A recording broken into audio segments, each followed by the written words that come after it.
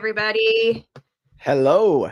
I'm not even going to have a formal introduction, Alvin. I'm just popping you on to go. We're going live. We're going big. We're just doing it all right now. So here we go. We didn't even talk about it. I just went live and there I was. I was like, oh, okay, there's no introduction today. Okay, we're just going to get into it.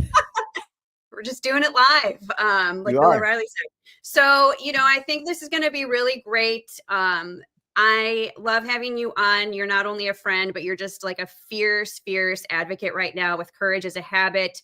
We have shared your resources for several years now, and you're a solid ally in empowering parents on how to protect their children and how to assert their parental rights. So it's a treat to have you on. Thank you for giving your time to Illinois and anybody who's watching. We're streaming right now at Awake Illinois, Facebook, YouTube, and X. I didn't get Instagram up, but we're going to stream that later. We'll stream the recap on it for anybody there to see it.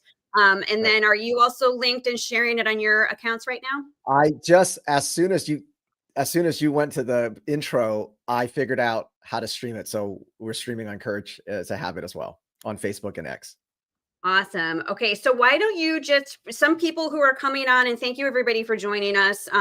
Shannon Adcock, founder and president of Awake Illinois, fighting wokeism and empowering everyday people to just assert their liberties and protect their children from the radical ideologies that are pervading our culture, our schools and politics, everything in between. So we are streaming, and please share the stream. And Alvin, I think it would be good for you to just kind of introduce yourselves, even if people know who you are. There are plenty of people who are going to be joining us who might not. So please feel free to let them know about you and your organization, Courage as a Habit. Absolutely. I want to make sure okay, there we go. Let's just make sure my mic's on the right setting. So hi, everybody. Thanks for having me. I know that Awake, those of you support Shannon's organization, Awake Illinois, you guys are fighting so hard in a very tough environment. And I always have such a great respect for people who are fighting in places like Illinois or California and places like that. So my name is Alvin Lui. I'm the president of Courage as a Habit. And my organization does really two things. The first thing is we make tools and strategies for parents, school board officials, legislators to understand what is exactly happening in government K-12 and private schools as well, because there's so much gaslighting. There's so many lies. There's so many false equivalencies. There's a ton of emotional blackmail. And so what exactly is happening? What are these programs in your schools? And we try to break it down into really beautiful tools. But most importantly, we always have a call to action, because we believe that if you create an outrage without an outlet, then you're actually creating hopelessness. And obviously we don't want to do that. And so we never say we're going to protect your children. We give you the tools so you protect your children, because that's what parents do. So that's the first thing that we do. And the second thing that we do is we often say that children are being brainwashed, which is very true. You send them to these government K-12s, and that's what they do. They brainwash your kids sexually and politically. However, it's the parents, all of us, that are brainwashed first, because if they didn't brainwash us first, they can't get to our kids. So you have to be able to guilt parents, use all these language contamination, false equivalency. So there's a large part of what Courage as a Habit does that helps parents understand, how do you shed that weaponizing your kindness, weaponizing your empathy, double talking you, false equivalency. You have to get rid of that first in order for you to be able to stand up for your children. Because if you don't, and you try to go in and stand up for your children, and they start tripping those triggers inside you, you're going to go, no. Of course I want kids to feel included. And then they're going to continue getting to your kids. So those are the two things that we do. We take a very offensive stance on things, because we don't believe that you can do half measures when you're talking about people that are after your kids, because there is no common ground to find for people who truly believe that they know better than you and that parental rights are an option. That's fantastic. I think you just covered it perfectly, why the grassroots movement of parental rights has erupted and why organizations like yours are so important. So we encourage people to visit your website to support you. And we're going to delve into some of your tools today. Let me actually get us set up here so I can start highlighting some things. But we're going to talk about exposing transgender foot soldiers in K through 12. Yes. In Illinois, we know that this is happening. It's not hyperbole. It's not a myth. And we have talked to enough parents whose children have, for example, had gender support plans developed without their knowledge in the school setting. They have had counselor sessions talking about puberty blockers, chest binders without parents knowing. So this is happening, and parents get caught up in this and they don't know where to go. So you have uncovered how this has actually arrived into the schools, and then we'll cover some action items to equip parents with how to protect their children. But what brought you to this realization that the American School Counselor Association has made this their ideology and that they've blanketed in K through 12 schools? How did you first come to learn about that? Well, I came to learn about it from my co-founder, Jennifer McWilliams, because she's been after them since like 2019. And when I had first met her, she talked about this, the American School Counselor Association, or we call ASCA, ASCA. And she always said that everything that we're fighting stems from that mental health, from that source. That's the seed that launches everything.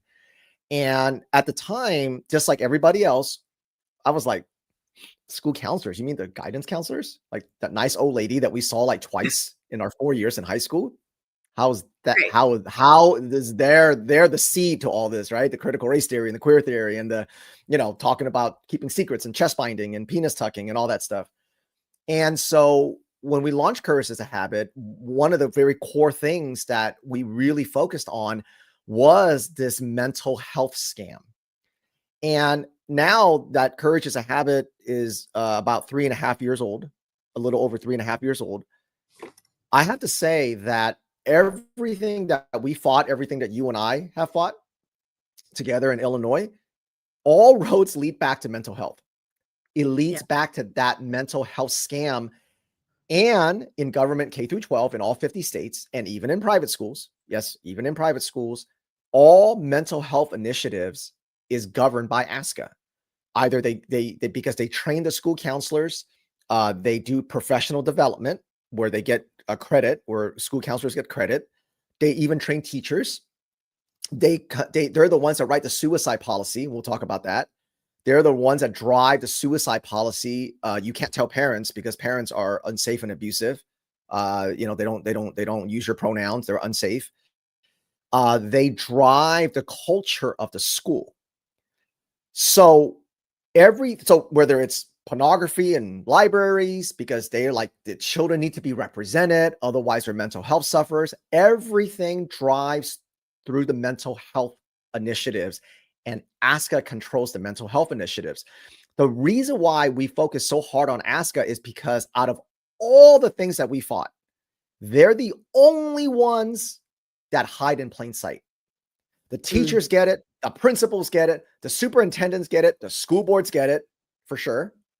But a lot of people still believe what I believed, 5 years ago, that they're still just guidance counselors, that they just deal with your AP class and they help you fill out college forms. Those people are gone. That doesn't exist anymore. That's not what they do at all. And today I'm happy to hop in and talk about this national report that we did on them. We basically did open heart surgery on them. And you are going to see today. I love that phrase. Yeah, you totally dissected them. So people can go to courageisahabit.org. You have amazing content here. You've been on the Megyn Kelly show, which is awesome. So there are a bunch of different tabs. Check out all of Courage as a Habit's tools. Language contamination is probably one of my favorites, but there's so many great ones. And so the school counselors tab is where they'll go for this report. I've obviously already downloaded it. And there are a bunch of different, just great graphics, great images. Share this with your parent contacts. Share this with your children, if you're a grandparent. And if you are, God bless you, awake enough in education and you're a staffer in education, please utilize these tools as well. Because I know there are some people in K through 12 that don't want to adopt these ideologies. So you could be a benefit to those people as well. But this one is the big one, right? This is the big, big report. And so we're going to go through this. Oops, did I not? Hold on. It opened into a new window. Sorry. Yeah, I do that too.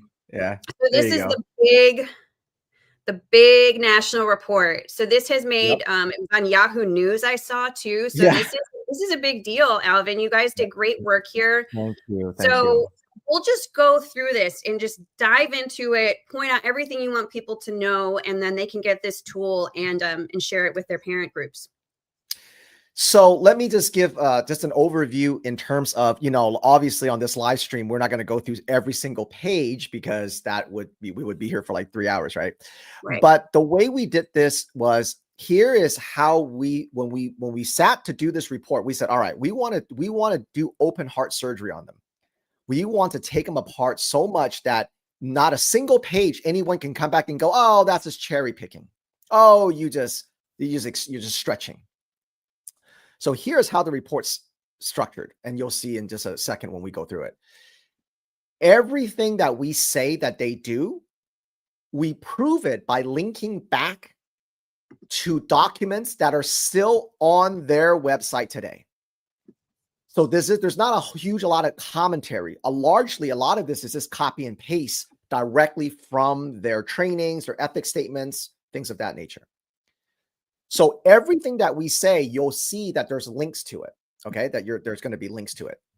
Yes. However, at the next to each link, okay, almost every link, like if we reference something that we made, that's a little different story. But go ahead and scroll down to, let's say, so you got the overview here, right? That's easy to understand. Mm-hmm. So if you scroll down to, let's say, page 2, right? We reference like some of President Trump's executive orders that they're violating. Now that we're not going to do an archive link because that's not going to go anywhere. But 95% of the report, when you see a link, you'll see parentheses archive link. Okay. But you see it everywhere, right? Archive link. Link. The reason why we did that is because these people are cowards and they're dishonest. As we expose them over the last several years, they will delete things. They'll remove things. And so we knew they were going to do this. And so when we started this report about 4 months ago, we knew that we didn't want this report to be outdated, where when you click on a link, it is broken. And then they think that we were messy.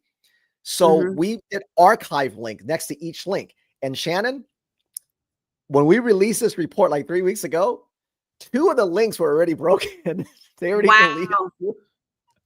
Covering their tracks already, huh? They're covering tracks already. So if you click on one of these links and it's broken, go to the archive link and you'll see what it's supposed to look like. So anyway, I just wanted to set that. That's because we know them so well, because they're so dishonest. They're such dishonest creatures, the school counselors. So anyway, that's what it is. And it goes to show they know they're wrong, right? That's right. Yes. If they thought this was noble and right, they wouldn't be removing the links. So it goes to show they know that this is nefarious then. Nefarious is a great word. It's a great word. So I'm not going to go through this live stream for the purpose of this live stream. I'm not going to go through page 2 and the top of page 3. Basically, this is just talk about, how they get government funding. They don't get government funding directly. And we talk about how they indirectly get government funding. So they're still violating Trump's executive orders. They're violating the Constitution. We'll talk about that later on. So, and then on top of page 3, we just give a little brief history, like, okay, so what happened to the guidance counselors? What happened to the nice old lady that we saw, right? Once or twice in 4 years. Michelle Obama, back in 2014, her initiative, Reach Higher, was the initiative that transformed the school counselors into social justice change agents. And so that's where it started in 2014. This is why guidance counselors were reactive, where they just sit in their office and they waited for you to come to them and say, hey, I need some help. I want to go to this school and this school. And then they helped you. But when Michelle Obama, we linked a few things. Again, we didn't dive too much into that history because it's actually not that important for what we're trying to do. That her initiative and the Obama administration changed these school counselors to be change agents. And to be honest with you, Shannon, I got to tell you, that was very smart. Because they were able to use these very kind of nice, quiet people to insert their anti-American rhetoric, and no one knew about it for the longest time. Well, I always say a lot of this nefarious agenda can be linked back to Obama. And Obama started his political career in Illinois. So a lot of this garbage comes back to Illinois. It does. A lot of it does. You know, a lot of the SCL beginnings come from Illinois. The restorative justice came directly from Obama, which is why the schools are so violent. So yeah, no, absolutely. So let's start. Let's just kind of give you an example. When we say we did open heart surgery on them, and no counselor can ever refute this. And I'll give this open challenge to anybody, because you know we have friends watching. We got enemies watching. I know how much you're hated down there. I love that. We're beloved, Alvin. How dare you? How dare you? I'm just kidding. You wake up and they don't like truth speakers. Yeah. They don't. They hate you so much down there. I love it. And so this is an open challenge to anybody, and you can clip it. I'll clip it. Open challenge. Anybody who says that we're lying about ASCA, get on a live stream and we'll go through this report and you tell me where we're lying. Love it. Challenge them. Yeah. Let's see some debate. Tell me where, because all we're doing is linking back to ASCA. So you tell us where we're lying. And then you can take it apart, but there's the report. Go ahead. Take apart. You cannot, was not one page. You cannot prove one page. And I'll give this here's the offer. Here's the offer. If you can pick one page where we're lying, where you go, oh, you said this about them, and then you go to the link and that's not it, I'll take the whole report down. You found one page. That's it. You don't have to prove the other 99% could be out. You pick one page that you think that you find that we're wrong, I'll take the whole report down. There's the challenge. There's the no one's going to do it. No one's going to do it. So here's the ASCA position statements. Okay. And there's multiple. Now, remember, these are position statements that they've put out. This is essentially their mission statements. Look at this. Anti-racist practices, cultural diversity, gender equity, LGBTQ plus youth. And it goes down to page 4. Student sexual wellness, transgender, non-binary youth. These are all their stuff. We're just copying and pasting paragraphs from that. So if you click on any one of them, so let's just click on the LGBTQ youth, the one on the bottom of page 3. Okay. Let me share that 1 second.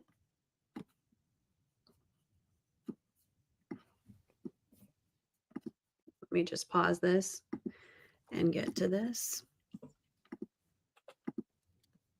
You can probably also share, what is it, window? And then it'll just, or window or page, window, or I forgot. You can, I think there's an option on StreamYard. Chrome tab. Tab. No, if you share tab, it only share the tab. If you share window, then I think it always. Oh, window, got you. Oh, and then in the same thing, got it. And just toggle. Always, yeah, then you don't have to, then it'll just move as you're clicking. Got it. So if you look at school, look at this. If I did not tell you, if I hid the corner, okay, and I didn't say school counselor, and you read this and you didn't see school counselor, you would think that this is written by some transgender organization like Gleason or any of these like radical transgender organizations. Right. The reason why it sounds like that, folks, is because that's exactly what they are. The school counselors use mental health, but they are the biggest and largest collection of transgender foot soldiers.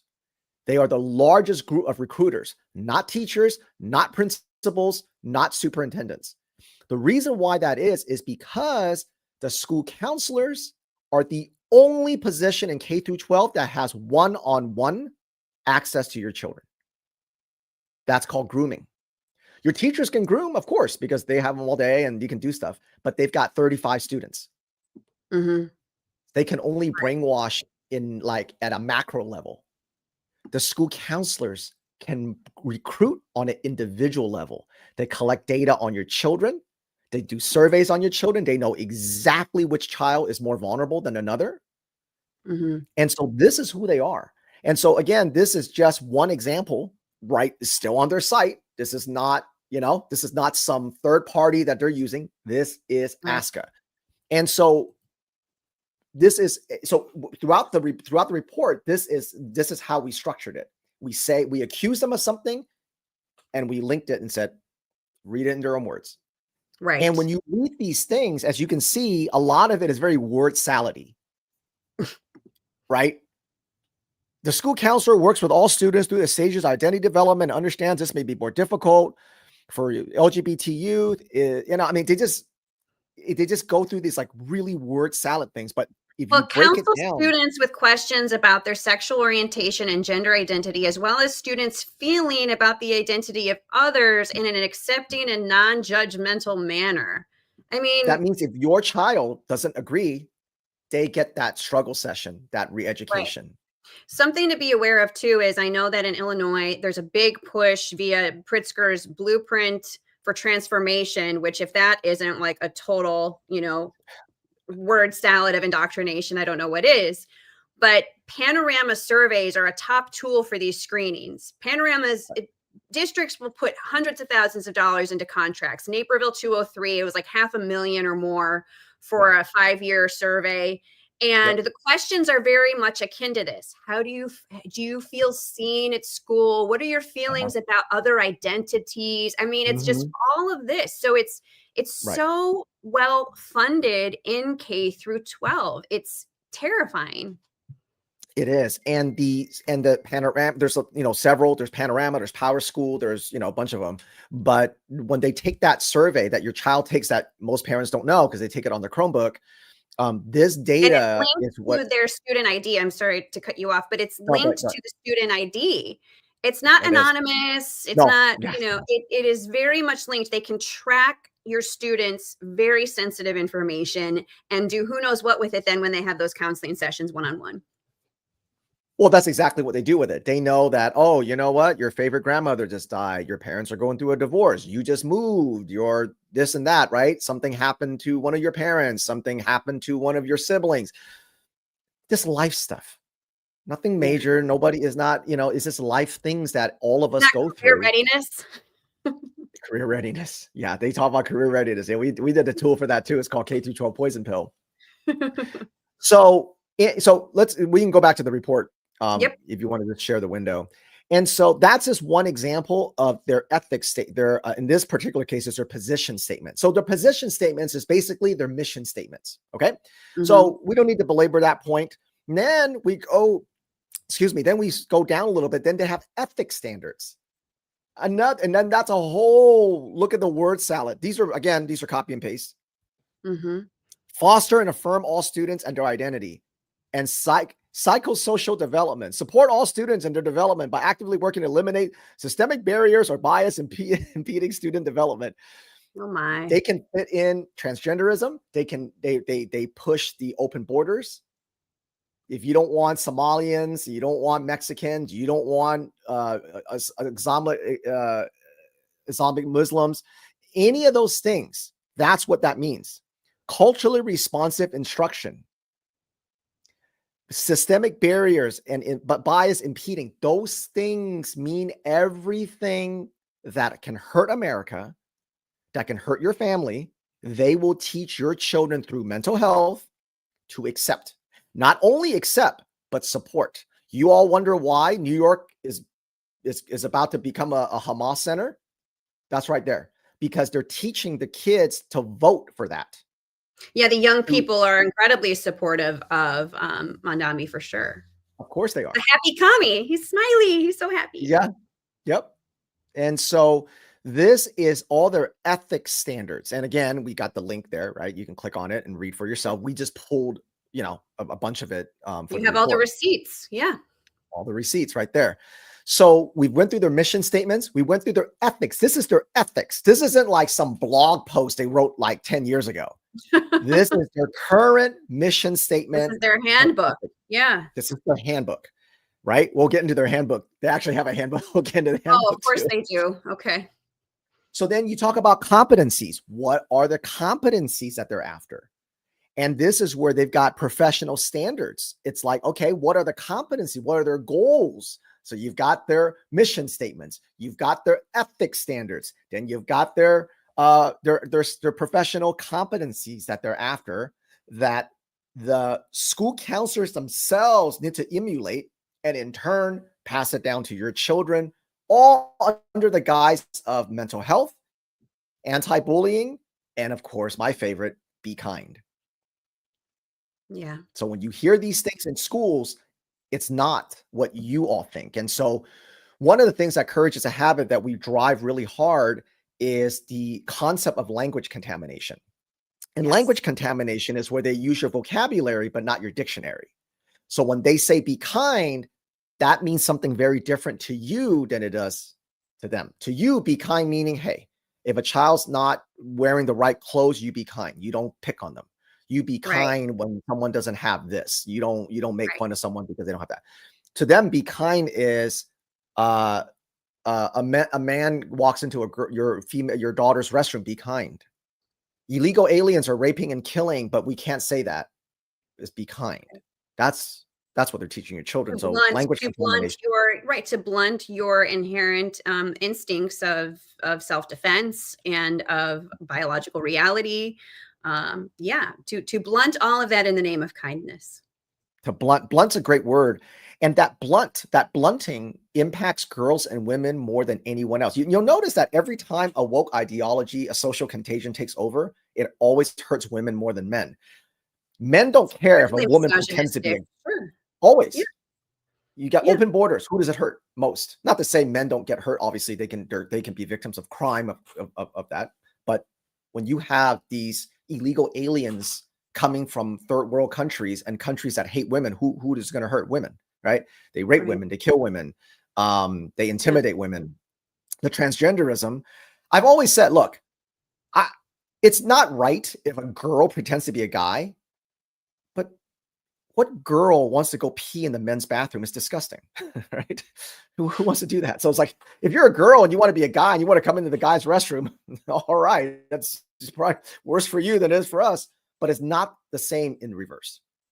When a mentally ill man walks into a women's bathroom. So all these things that ASCA is doing, while they talk about women's rights, by the way, right? Why they talk about women's rights, always hurts women more than anything else. So then we go down to their, standards and mindsets and behaviors. And so when we get down to page 5, the only time you see some commentary is in that gray box. In that gray box on the bottom of page 5. Oh, sorry. Yeah, there you go. It's when we said the student standards, the mindsets and behaviors, and we'll hit that at the very end again. That is what violates the First Amendment, the Fifth Amendment, and the 14th Amendment. Because a government entity, which is K-12, cannot dictate the mindsets and behaviors of children. Because everybody, if you're a Buddhist or you're a Christian or you're a Catholic, you have different mindsets and beliefs. So this student standards, that's about the only time, there's only 2 other areas that we actually did commentary. And we wrote that commentary to say, hey, when you're reading this is the violation. So regardless if they violate President Trump's executive orders or not, and they do, they violate all 3 of them. Sure, all the time, yeah. All the time, right? But the Constitution is what they violate. So that's right off the bat, that's established law, right? Yeah, right. So that's what that is. Okay, so let me see. Let's see, what else do I want to go into? Okay, so let's go down to page 7. So ASCA also has a magazine. They have a magazine that they sent out to their members. So people, the parents wouldn't get that, right? And so this is one of their issues. And if you look at page 7 on the bottom, ASCA current issues in education, you'll notice that there's one called critical race theory document, right? Right here. And if you click on that, you'll notice that it actually goes to a dead link, right? There it is, dead link. There's the dead link, right? Because they deleted that. But we got the archive link. And so if you click on the archive link, then you'll see where is it supposed to go? There you go. So that's the archive link, and you'll notice they're talking about critical race theory, how all the stuff that they want to push. And so this is their magazine, right? Or newsletter, or whatever, that the members get. So again, when you read this on your own, you can see this is not a mental health organization. This is a leftist lobbyist group, essentially. Right. But they don't but instead of lobbying in DC to legislators, they lobby your children, who's there 7 hours a day for 5 days a week. And it's all under mental health. Right. They deleted this because obviously critical race theory, the jig is up. This is not 2020 or 2021. So they wanted to remove that. They didn't want that associated with them. But too bad. Because this was September of 2021. Yeah, that was the year I ran for school board and was a racist. Right. Alvin. I'm racist for being against critical race theory, culturally responsive teaching as it's established in school. So I've always thought you were a little racist, though. So it's okay. I've always said that, you know. If I told you once, I told you a million times. Like, Shannon, that's a little racist there, Shannon. I don't know. It's racist to not divide people by their race. Who knew? So you know what? It depends on the day. Sometimes it's racist to divide them. Sometimes it's racist as not. It depends on the white woman that's talking to you on a particular day. It's called critical race theory fluidity. So yeah, right. Change. Your racism is very fluid, Shannon. Your racism is very fluid. So, okay. So, I'm gonna not talk about ramp model too much because it's ramp. Just real quick here. Ramp is basically the peak. Not every district has a ramp stamp. A ramp meaning ASCA says you're so radical, we're going to give you an award for it. Essentially, it's like a stamp to say, yeah, you're keeping secrets, but you're really keeping secrets. It's kind of like that, right? So the ramp model means that it's really extreme. So that's really what it is. But all schools are doing a great job at indoctrination. Bravo. You're doing an A+ job, not an A- job. You're doing an A++ job, and that's what ramp is. So essentially, that's all that is. So we talk about charters, we talk about partners, we talk about if you look at the middle of page 8. There's the advocacy letters, and that's how they send it to different organizations, and they advocate for, obviously limiting the Second Amendment, promoting obscene materials. So they anything that's woke and radical, they're in it. Whether they're, whether they release something or they send a letter to other organizations to encourage them to do it. You just name it, right? That little sections for that. So, the top of page 9. Top of page 9. So,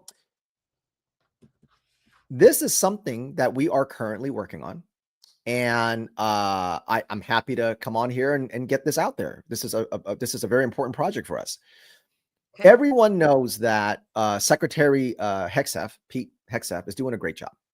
If you love America, or you have children in the military, family in the military, you know that he is doing everything he can to get rid of the poisonous woke ideology that will only hurt our military. You can't have transgenders in there to shake and cry every time someone misgenders them, right?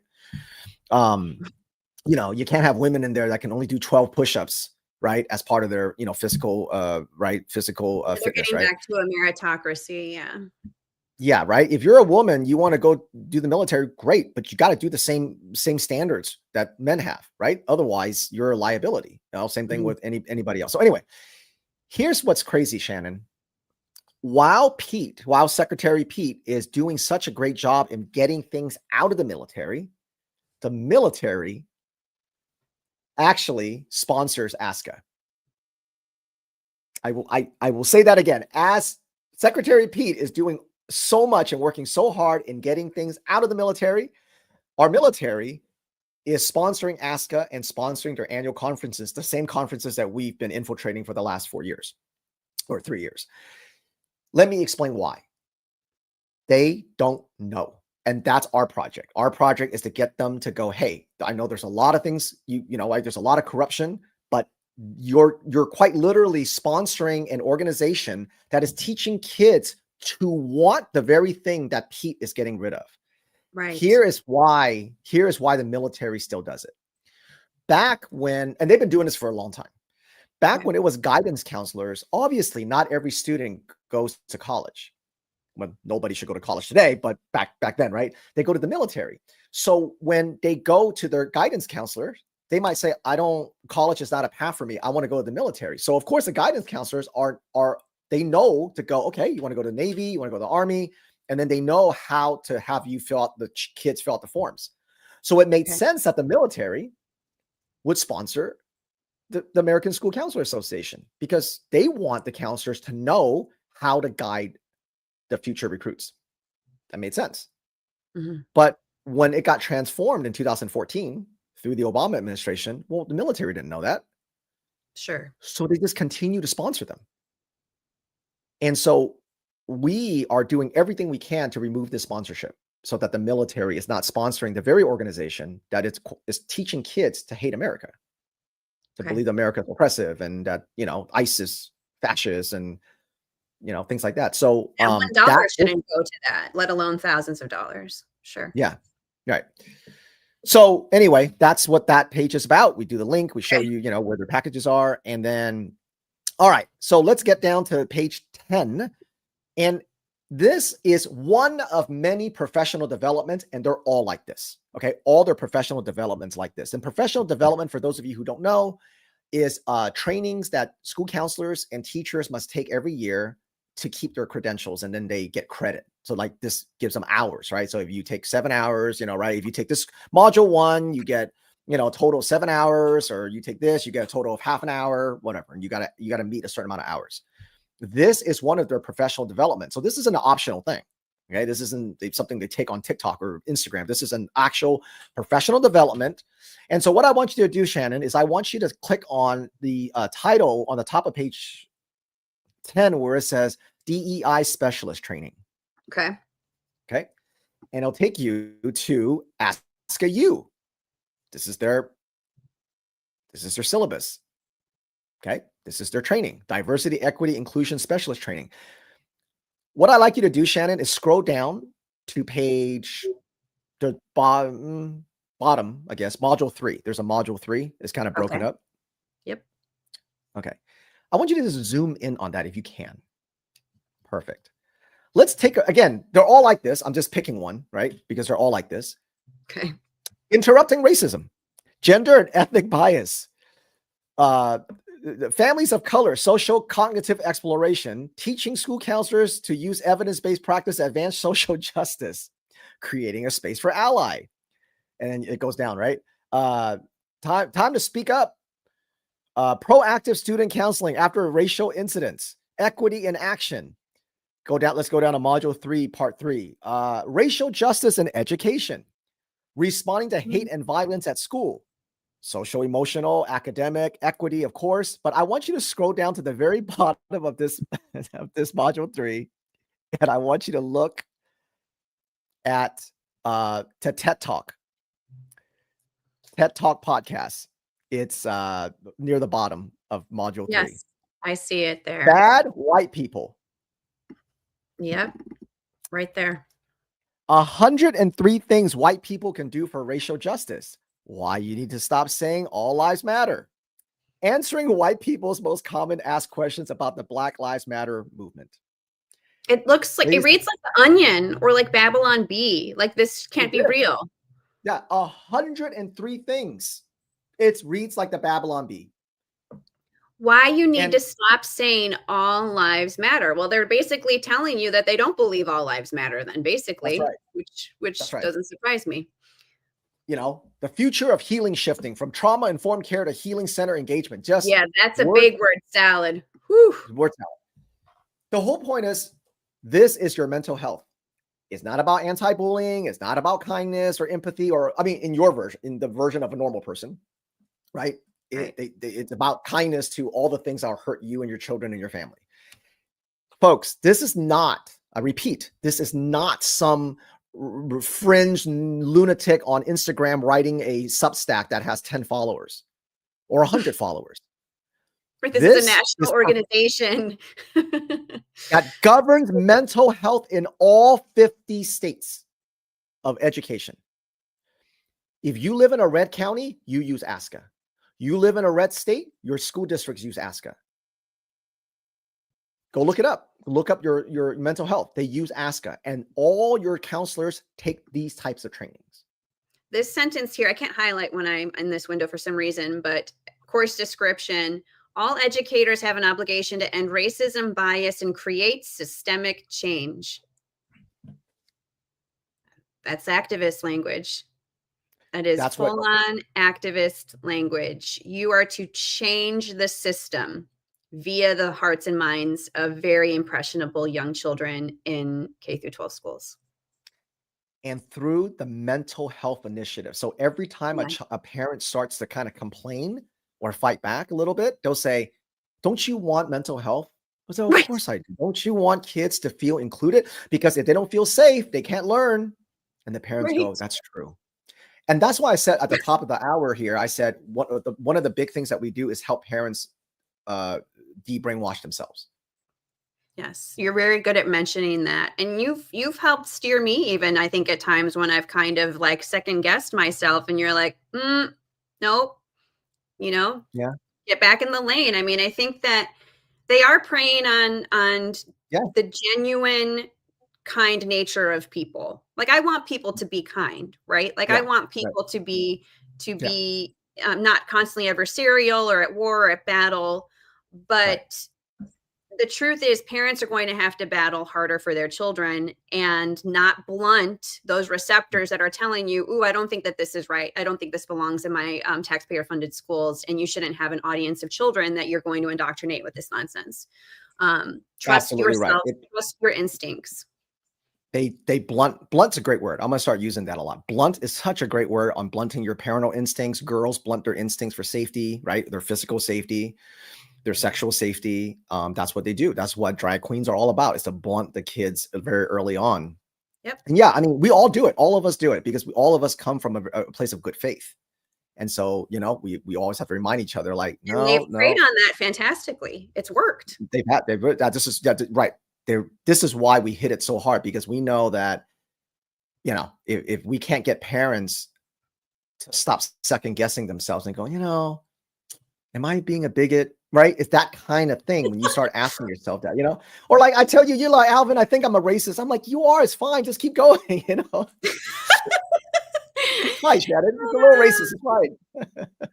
Yeah, I but mean, but they make me think like, am I racist? No, it's ridiculous, right? All of it is bullshit. All of it is to get you to stand down or get you to fight a little harder, maybe get you to show up a little less. Because every time a parent, maybe I won't send that email. Let's just see how it goes. I won't go to that school board meeting. Let me just see how it goes. Every day you see how it goes is one more day they can get to your kids. And that's why they do these things. And they know that they still have numbers on their side. I mean, Alvin, most people are still not opting their children out of radical sexual education. Most people are still not submitting the opt-out forms. We provide your forms at awakeil.com/forms. In fact, I'll put that on the banner right now. Because, I think that people are just either wanting to pretend like it's not going to happen in their school. It's not going to happen to their kid. I don't need to do that. I don't want to be, I don't want to be on the bad side of the administration or the teacher because, I'll be automatically assumed I'm a bigot if I opt my children out. But they know that they still have the power of numbers, of apathy, and parents who either aren't awake yet or are awake and are too scared. But we know, Alvin, we know from talking to parents around the country, when they stand up and deliver these forms for their children, good things happen. In other words, their children are no longer prey, they are protected. And I always say to parents, like, if your child's name is on a roster of a classroom, of a church camp, of any activity, and they see little Johnny Smith on their roster, do they know you as a parent? Do they know that a parent and guardian is looking out for them and has asserted their parental rights? How easily are they able to rate your child, student, camp attendee, whatever, as easy or difficult as prey for indoctrination or even worse, abuse? So prey or protected. That's really prey or protected. I don't think I've ever heard you use that phrase. I do this a lot at events. I talk about this because everybody says, oh, well, you just rail on schools. I'm talking churches. I'm talking a camp. I'm talking anything where your child is turned over to a third party that isn't you. How intentional are you as a parent that counselor, teacher, church volunteer, pastor, whoever, when they look at your child's name on a roster, what comes to their mind? And any parent who has submitted opt-out forms for their child, anyone entrusted with your child is going to go, well, that one's going to be a little harder, right? That one's going to be a little harder to maybe see as prey. That's the goal. Yeah. That is such a, you remind me of over the summer, I had dropped my child off into one of these like nature camps, small, it's a small thing. And here's what I'll describe what happened. Exactly what you just said. I mean, I kind of forgot about this, but you just brought back this memory here. And so, I drop off my child and then I meet everybody, right? All the adults, all the camp, the camp guidance, right? In terms of the person that's going to do all the, little nature things. And then the front desk person shook their hand, introduced myself, asked what the agenda is for the day, what the agenda is tomorrow, all that, right? Okay. But in the front, you bring your children in and you sign in. This is a small camp, maybe like 30, right? And every parent dropped their kids off, signed in, and turned around and left. I was the only parent that went in and shook hands and said hi and met everybody. And some of them were older, some of them were younger, some of them were like college kids, some of them were like, older ladies, all nice people, right? I mean, but sure. You and I have done this long enough that groomers don't always look like transgender and drag queens. Right? Sexual deviants can look like a normal person. A lot of them do, right? We always pick out the blue hair teacher or their counselors. And then it's like, yeah, okay, no shit. Of course they're groomers, right? That's easy. But it's the one that are not easy, right? The camp counselor and the camp, director and things like that. So I went in every day, I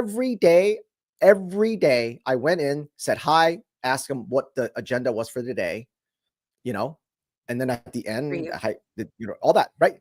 Everybody did this, signed in, bye. It blew my mind, Shannon. It blew my mind because if a parent came back and they said, hey, where's my child? And they said, oh, your husband picked him up. What? My husband didn't pick him up. Your wife picked him up. No, what are you talking about? My wife didn't come pick my son up. If the police came and said, well, what did one of the camp guidance, coaches look like? They have no idea. Right. Were they black? Were they white? Were they female, male? How many people? They literally go, I don't know. They just signed in. And I will say to you, you're an intentional parent, but it's that word. I come back to the word blunt. I think a lot of parents in either their pace of life or just their dynamic, they're blunted. That spidey sense and that intentional application to your parenting has been blunted. And so, yeah, you did the right thing. I'm with you. You shake hands, you make eye contact. That's why, when start of school, there's an open house or a curriculum night. My husband and I want to go and shake the hand of every teacher and anyone entrusted with their children to say, hey, our children have a mother and a father that want to know who you are. And we want you to know that there are two parents looking out for this child and also nurturing and loving and equipping this child in our home. And, so I think but I mentioned, I'm glad you mentioned the camp because there are many different people that you will entrust your child to. The pediatrician, the doctor. I don't like, here's another thing. I don't like when doctors, like dentists, have a policy that the parent can't go back with the child. Oh, no way. Absolutely not. I'm sure you could do many different rationale and reasons as to why that may be. Maybe the child is more anxious with the parent there, maybe not. I mean, that seems a little weird, but I'm sure they could come up with a number of different reasons, but I don't like that. So it's not just schools. It's in every manner in which you're entrusting your child to a third party. Non-church camps. You know what? If your child's on the roster, you need to know everybody. I think you put it best. You put it best. Medical charge, the camp roster, whatever it is, 100%. And you know what? You know what I find to be the most egregious is parents who live in very nice, well-off neighborhoods. Because the low crime rate and things of that nature lulls them to sleep. And that's where a lot of the predators hide. A lot of these groomers and sexual deviants don't hide in the ghettos. They hide in these nice suburbs.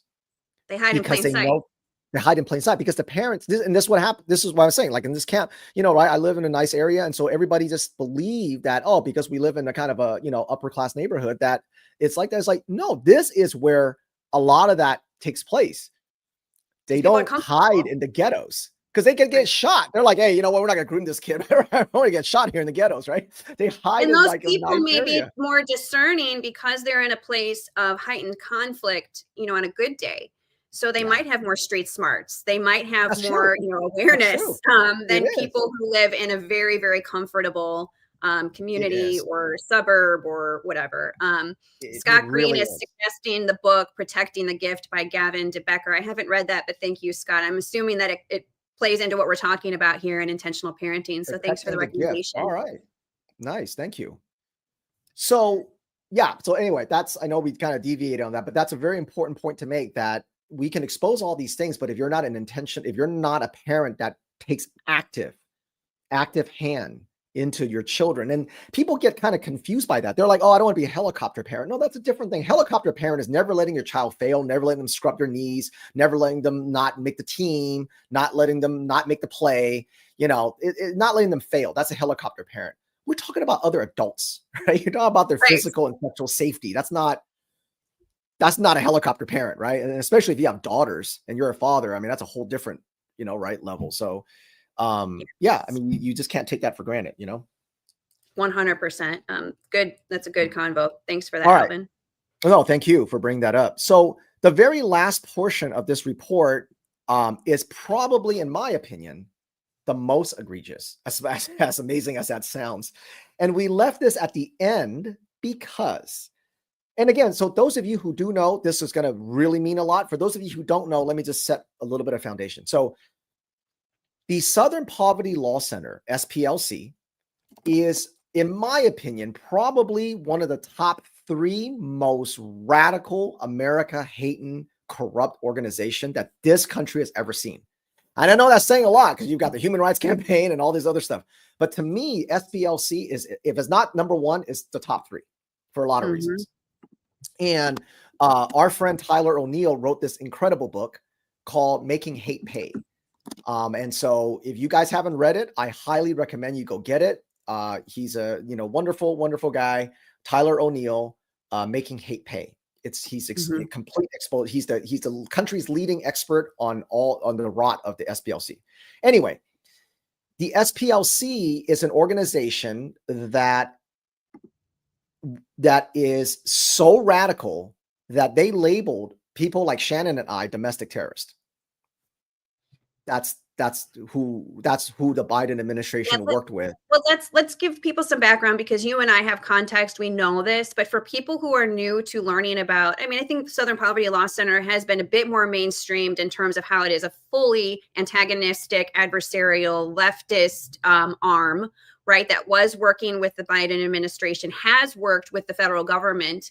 And perhaps at the beginning, they were doing some good work in uncovering like legit hate groups and terrorist organizations. But now they have become an antagonistic and adversarial and, I would say a predatory organization against regular groups like, yours, Courage is a Habit, and Awake Illinois, because we're effective, right? We are effective at empowering people with the truth of leftist ideology, and they don't like that because they want leftist ideology to pervade, or their donor base that's funding them wants that. And so Southern Poverty Law Center has mentioned me by name, has mentioned our organizations, and it's so funny because when we got named that, what was it, 2 years ago now, we did a video for our 4th anniversary or whatever it was, celebrating it, like, all right, we're with our friends, we're with all that's right. We talked about that when I called you and congratulated you. I think I was like, hey, congratulations. Yeah, like that's you're taking power away from the bully. You learn that from a young age if you were ever, targeted by mean people. Like you take the power away from them. And so, but Southern Poverty Law Center, I think the danger is that they are putting a target on backs of good people. And, you look at even Turning Point USA was pretty recently, before Charlie Kirk's assassination, named by them on their hate watch. And so this is not to be downplayed. I mean, we poke fun, but this is a very dangerous tactic by this organization. And then you have them partnering with counselors that are entrusted with your children. So continue. That's right. Sorry. So no, please. I'm glad you get that context, because a lot of people don't know. So back in the 70s, that's probably the last. They had probably like a 5 to 7 year window where they actually did like legitimately good work. Mm-hmm. And then they've been in business for like 50 years, right? And so the great majority of their existence has been just like this. Right. So they had like I said, they had like a 7-year window or something where they did, and then the rest of it is been worse and worse and worse. And now they're literally saying, if you're a parent that don't want porn in schools, you're a domestic terrorist. I mean, that's how we got labeled that back in 2000, right? 21, 22. Yeah. And so, okay, so that's the context. And so to read this report, you have to understand who the Southern Poverty Law Center is. Now, the Southern Poverty Law Center has a education arm. Yes, they and that do. education arm is called Learning for Justice. Yeah, I'll share that real quickly. There you go. Yep. Learning for Justice. So real quickly, and not to make it about Illinois, but I'm going to make it about Illinois. No, please. So a teacher in my area, Dr. Rachel Mahmoud, she's all about the critical race theory. Should white people be talking about race, like all of these different things with her elementary school kids? She has a lot of low income. She's in Illinois. She's in Illinois, but not just that. Guess what? 2024, she was named as Illinois Teacher of the Year. Yay, indoctrination. Wow. Right. And she's right on the Learning for Justice website. She's a beautiful indoctrinator. Yay. So Teacher of the Year. And she's featured. Oh, wow. I criticized her when I ran for school board, and that's when the teacher union was like, get Shannon. And they haven't really stopped since. So I just want people to know, like, when we call out woke teachers, it's because they are party to these leftist organizations, and they're bringing this into the classroom. So back to your no, I'm glad I did not realize that one of your teachers or the Teacher of the Year was featured on their website. Jesus. Adorable, right? Isn't that adorable? Surprise. Well, we always say, yeah, if they're a Teacher of the Year, a Counselor of the Year, then they're very radical. They're the worst of the worst. The State Board of Education of Illinois loves Rachel and her indoctrination efforts via organizations like Southern Poverty Law Center. It's going great in Illinois, Alvin. This is why I tell parents, like, your tax dollars are paying for woke ideologues to have access to children and push this in schools. They didn't say she did great with literacy. I mean, no, yeah, or math. No, it's, dyslexia. No, listen to this classroom. Our role as educators is to adopt an asset-based mindset, leveraging the strengths, funds of knowledge, and social cultural capital that each student brings to the classroom. Oh, man. I mean, like, they're not even trying to hide it. So that's when I ran for school board. I was like, I think this whole, like, pedagogy, I don't really think this is good. Racist. But this was, I think, a political nod and a political sweetheart award for Rachel. Good job indoctrinating, Rachel. I know District 204. I know District 204. Yeah, I do. You know a lot about Illinois. Yes, I do. So we basically showed that ASCA takes their student standards. You remember that student standard mindset and behaviors, the one I said, we had said it violates the Constitution. Yes. That document, it's a direct copy from Learning for Justice. Okay. They're so lazy. They just copied it. It's kind of like, that meme that said, if you're going to copy my homework, but change it a little bit, change it a little bit, right? They didn't even do that. So here's how we, because you have to jump around a little bit to understand where they're copying it from. So what we did was, you'll notice that we put like a little footnote. Yes, right here. Right? Like a little footnote where it says, excuse me. That's just, I'm sorry. Go down to page 12. Oh, sorry. And that's where we start breaking it down. So we got the little footnote, little, what do you call it? The little, what do you call the thing when you put asterisk, like asterisks or the annotation? So you'll notice that we have A1, A2. Yeah, right here. A2. Those are the documents from ASCA. And then we basically said these documents are taken directly from the L1, L2. Okay. And that's the learning for justice. And so you see here that, so you have to open the first one and then open the next one and go, okay, look, this is how they, right? This is how they're doing it. So let's just click on there you go. That's the learning, the mindset and behavior. This is from ASCA directly, right? But if you scroll down, if you scroll all the way, and yes, just a bunch of word salad, but if you scroll all the way down to the very bottom, you'll notice that these are the primary sources that it took from. Got it. And there it is learning for justice, right? And then now, if you go to the learning for justice, the L2, right? If you go down to L2, then you'll notice you'll see how it basically just mimics. If you go to L2, this one. Oh, that's the crosswalk. Same thing, right? That's so. Yeah, leave that open. Leave that open. The crosswalk. Oh, L2. I'm sorry. My bad. No, that's okay. No. This is good. So there you go. Now go scroll down a little bit. Scroll down a little bit on this one, and you'll notice that it has the anchors, right? The anchors on the bottom there. And it says identity, diversity, justice, and action, right? Those are the anchors that basically govern this entire student standard. Now go back to that crosswalk that you were just there a second ago. Yep. And identity, diversity, justice. So it's like, come on, change it a little bit. Change it a little bit, will you? They just literally copied it. They just stripped it down a little bit more. A third grader could have copied this and made it in in Excel. In Microsoft Word, yeah.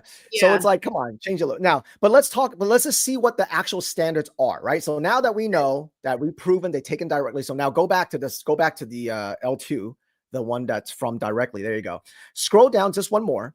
And I want you to now if you can zoom in on K to second grade, zoom in on K to second grade.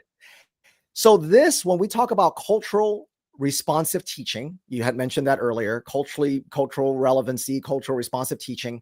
This is culturally responsive teaching. Now remember now, folks, this is kindergarten to second grade. Okay. All right. They give you a scenario. Okay. They give you a scenario and then they say, how should the teacher respond in an anti-bias way? I'm serious. This is the standards. These are the trainings. Yeah, they give scripts. Okay. All right. Again, kindergarten. I know and like who I am and can talk about my family and myself and name some of my group identities. I can talk about interesting and healthy ways that some people who share my group identity live their lives. This is what you want to have the kids think, how they talk. And then a scenario would be, Miss Garcia is teaching a unit on family structure and includes gay and lesbian parents in a lesson. Anissa shares that she has 2 moms. David asks, Anissa, why do you have 2 moms? Anissa replies, my moms love each other, and then they decided they wanted to have me. Kindergarten to second grade, that's how they start to introduce it. And then, of course, it gets more radical as you move up into the other grades as you scroll down in their lessons. So by the time you get to 3rd to 5th grade, if you scroll up a little bit and move to the right-hand side there, now they're really into another part's immigration, right? Talking about separation of families. After listening to the lawyer, the students in Mr. Class, I was in immigration and right. So it's all about family separation. And this is why you wonder why young kids are against ICE. Yeah, I mean, Illinois and Chicago public schools, student-led organized efforts to go to ICE locations and disrupt the efforts of the federal government. So student-led. So they have already created a wave of youth that are activist oriented in these ideologies. Right. Actually, you know what? Before we get earlier, go scroll down one more time. Scroll back up to the K through second grade.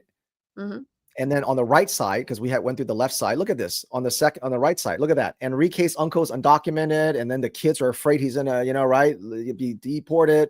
And then the teacher's like, "Thank you for sharing. We're gonna check in on him, and we're gonna develop a lesson on the effects of family separation." Kindergarten, second grade. I mean, I want to say thank you to the teachers that have kindergarten through second graders that aren't doing this. Yeah. I'm sorry that we have to celebrate that and like give you 4 gold stars, because the alternative is what's being pushed by, you know, organizations that have been infiltrating K through 12. And maybe you're a teacher that has said this is a bunch of baloney. I'm not gonna push this on children. Or maybe you do have concerns about, you know, ICE, but you're not bringing it into your kid's classroom. Like, props to you as well.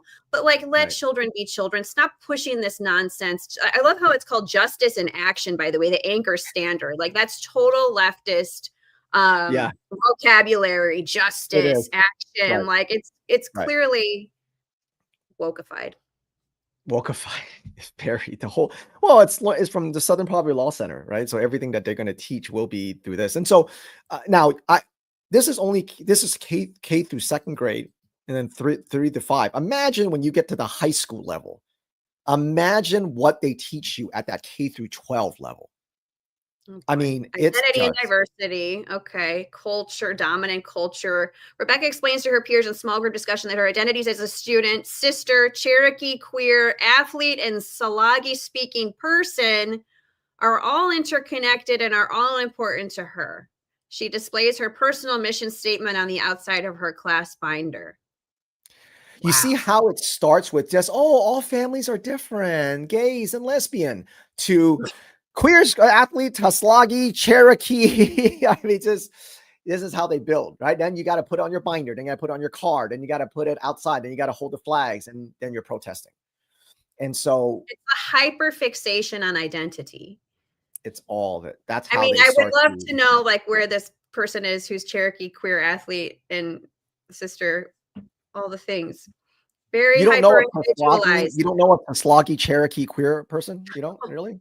This is why you're racist, Shannon. You see what I'm saying? You don't even know. How do you not know someone like this? I don't. But you know, God bless her. But like, why is she at school having to be paraded as this token of all these things? Go to school, be yourself. But like, to project it on the outside of her class binder. I mean, why does a teacher have to bring this into any type of education in the classroom, especially 9 through 12? You got some things you're going to be learning. You got some work to do. Homework's going to get real. Like, do it. Become a productive member of society. But for teachers to be so hyper fixated on dissecting students, that's what I said early on. I said, you're trying to dissect these kids. Stop it. Stop it. They are dissecting these kids. They're breaking them apart. So we returned the favor and dissected them for everybody. So so, you know, obviously we went through several pieces of this report. This report is written for you, the parent, to take in to your schools. And here's my ask of every parent. There's an easy ask, and then there's the hard ask. Here's the easy ask. Actually, Shannon, if you don't mind, can you go to our website? Yep. Thank you. And then go to school counselors.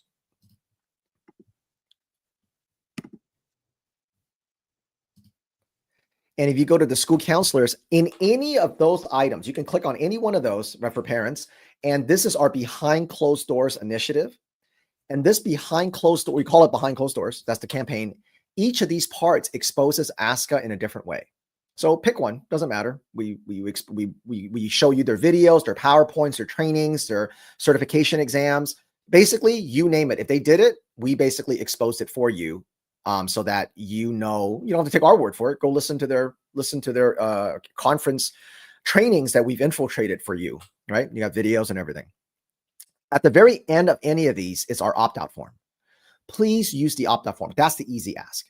At the very least, oh, by the way, this is the 1998 when they were just, I love that. That was the year I graduated high school. So it hits different for me because, you know, that is my vision of a counselor. You know, there's no activist ideology at play. Here, we'll read it. 1998. This is their ethics statement. Yeah. Okay. Now that you've seen the ethics statements that we just went through the last hour, here's their ethics statements from 1998. School counselors should refrain from consciously encouraging the counselee's acceptance of values, lifestyles, plans, decisions, and beliefs that represent the counselor's personal orientation. 1998. And then after look now. and look at now. So at the very end of that, you've got an opt-out form you can use. We highly encourage you to use it. Fill out one per child. And then this, you're forcing the school to say, my child will not have any formal or informal discussions with any mental health professionals in your staff without my presence or my authorization. Again, you can pick anyone. Shannon clicked on Behind Closed Doors Part 1. You can click on any of them. Please download one, read it. It's short. You fill the opt-out form, send it in. We have them at our page compiled. I think we're up to like 5 opt-out forms now with the mental health stuff in Illinois. Yep. Or use that. Or use Shannon's. Use multiple. Use multiple. And sometimes it's worth knowing that schools will have their own internal, opt-out form. Fine. It's usually able to provide them with enough loopholes for them to still get things in front of your children. So don't rely on that solely, but they're always going to be like, well, we need the district one. Fine. It's not going to be good, but just check that box and then load up your student's file with every single opt-out form or notification form. Because again, it comes back to what we said, Alvin. If your child's name is on a roster for a school, for a church, for an activity, what comes to the minds of those entrusted with your child, right? Do they know an intentional parent or guardian is looking out for that child, knows their parental rights, and is intentional? That child is going to be moved down on the peg of how easy they are to prey upon with woke ideology, with trans ideology, with political ideology, whatever it is. And so this is so critical, and good things happen for you and your family when you assert this. And encouraging your children too, by the way, right? This is important. Children have to, I think, be taught from a young age, obviously not to blunt their sense of personal safety in a bathroom, et cetera. You mentioned that with girls in a bathroom. Don't blunt that. If you're uncomfortable in the bathroom, you leave it immediately. Like, oh, well, I don't want to embarrass this male in my bathroom or myself. So you have to teach them from a young age, leave immediately if you're not comfortable. And if there is a conversation starting in a school setting with a staffer and you feel uncomfortable or it violates what your parents have told you is right. So for example, being pulled in to have a conversation one-on-one on gender ideology or identity or mental health, your student should be comfortable saying from a young age, I'm not comfortable with this. I need to talk to my parents first. And I'm sorry that we're in this place, but I know that when students assert that and say, you know what, I don't think I can do this survey. I need to talk to my parents first. They're not going to push it. Right. And so if children can also get well versed in this, I think that's very important as well, because you can put these forms on file and they may still try it, or a teacher may forget about it or try to override it. So if children can get comfortable saying, I don't think I have permission for this, I need to talk to my parents first, start practicing that at the dinner table, because there's a very good chance that your child may have to assert that in a school setting. And I know it's uncomfortable because children are taught that they don't have power in that dynamic, right? They are to be responsive to authority with submission. But if you can encourage your children from a young age to assert that, because that's your family's value, please try and work with them on that. Can I share one more thing based on what you just said? That is literally just encompasses everything you just said so well. If you just go back to our website, to the school counselors page, everything that Shannon just said, if you want to have 4 strategies that can implement in your own family today, this is something you can read right now and literally talk to your kids about tonight. And that's called stranger danger. And if you click on stranger danger, we give you 4 strategies, depending on the age of your child, to do exactly what Shannon just said. So I won't go through the whole thing because it's an easy read. But basically, if you scroll down a little bit and we break down these 4 strategies, it's in establish a circle of trust. The younger the child, the smaller the circle.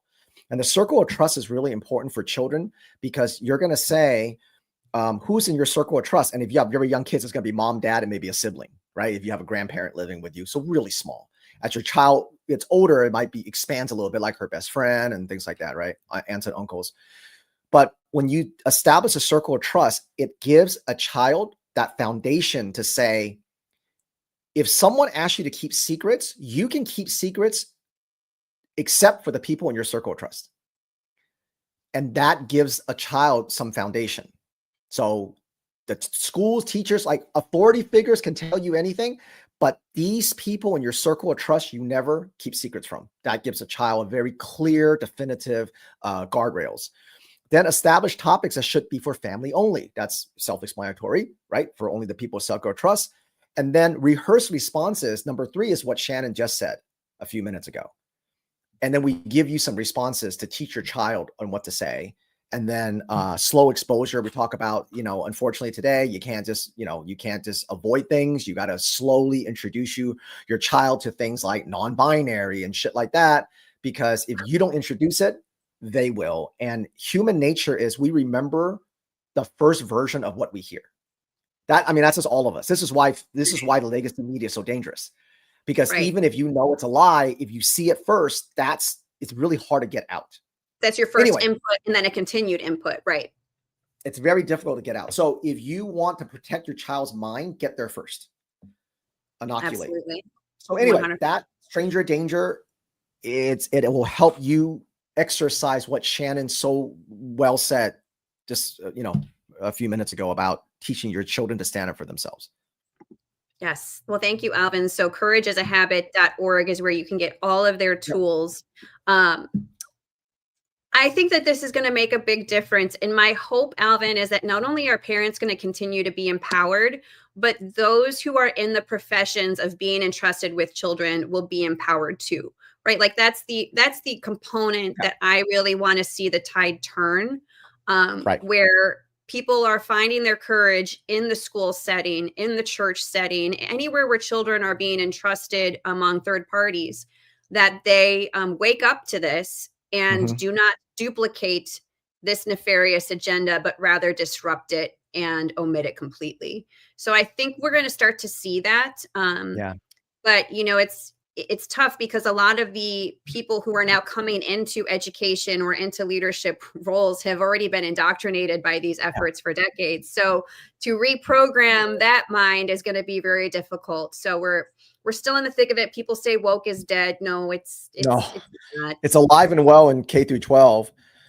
And so, I had said the easy ask is turning the opt-out form, or one of Shannon's opt-out forms. The harder ask is to take our report, and if you have a school board that you either flipped, right, or you at least have at least a 50-50, take this report that we just went through, and have and push to get ASCA standards removed from your schools. You don't have to use ASCA.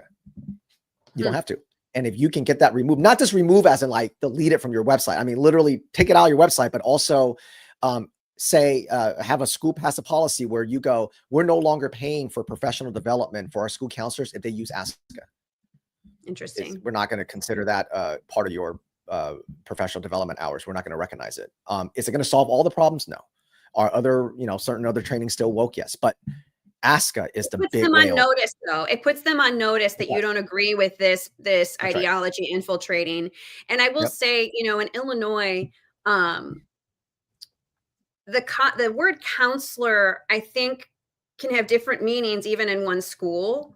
I think that they have broken up this profession of counselors into different roles. That's kind of what I'm starting to see, where some might be more in line with the old school form of counselors, the high school counselors that are meeting with kids to talk about college plans or post high school plans. But then the same school could have a different set of counselors that are more of like social worker or mental health counselors. So I think that there is almost even a split now in the profession in a school setting. And so it's interesting because my worry is that in Illinois, they are going to adopt more of the mental health focus and have people dedicated just to that. Because people are number one, going to see an opportunity in schools to get money funneled into that. Right. And it's just keeping, I think, also some tenured staff employed in the schools. But if they are of this ideology, it's going to continue pulsing and dusting into the the kids' minds as they have access to your children. So I don't think woke is dead. But your tools are going to be very helpful in many different ways. And so I'm grateful for what you have done in dissecting ASCA, the American School Counselor Association. And people can go to your website, courageasahabit.org, for some amazing tools. Your team does such great work. Thank you for your courage. And you also have some merch. You're wearing some of your merch, Embrace Exclusion. So people can get that at your website as well, Alvin?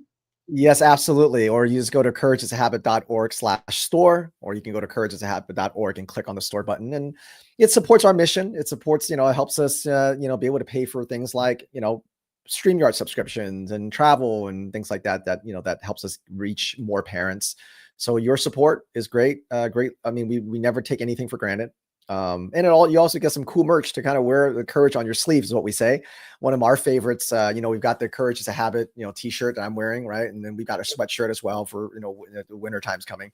But our Embrace Exclusion is our favorite. That's my favorite. I get some comments every time I wear the hat when I'm out, because people understand now that diversity is not our strength, that inclusion has included a lot of horrific things. And we always believe that good parenting is always about exclusion. As a parent, you want to exclude, you choose what to, what to include in your child. You don't just say inclusion as a default.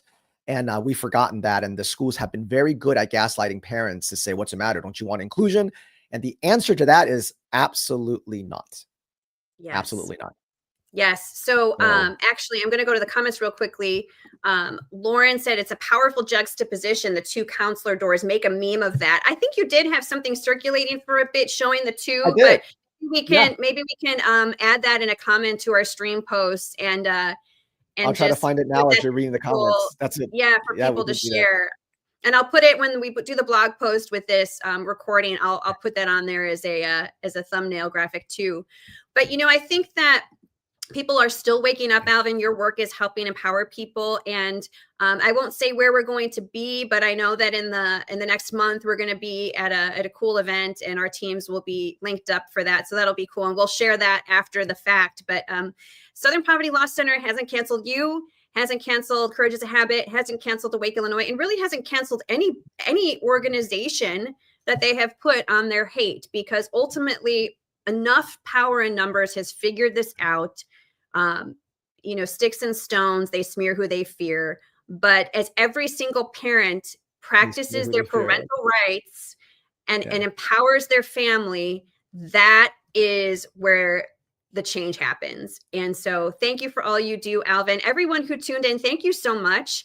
And please share this recording and the posts on Facebook, YouTube, X, and please just empower your fellow parents with these tools.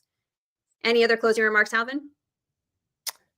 Every time I do a speech or a workshop or a live, I always remind parents that no matter how scared you are to be called meaningless names, remember that if you don't stand up for your children today, they will live on their knees tomorrow. So make courage your habit. And no matter how hard it is for you, make sure it's really hard for you and not for your children, because it'll be 10 times worse if you don't speak up today. Absolutely. That's a great closing statement. Well, thank you to Alvin and your team at Courage is a Habit. Visit courageasahabit.org for their amazing tools. And we'll be sharing when Alvin and our teams get together for this event. You'll be seeing more of us on social media. So until then, have a great happy Halloween if you're going to be celebrating that this weekend, and have a great time. And we'll talk soon. Thank you so much, Alvin. Thanks, Shannon. Appreciate it. All right, everybody. Take care, everybody. Bye.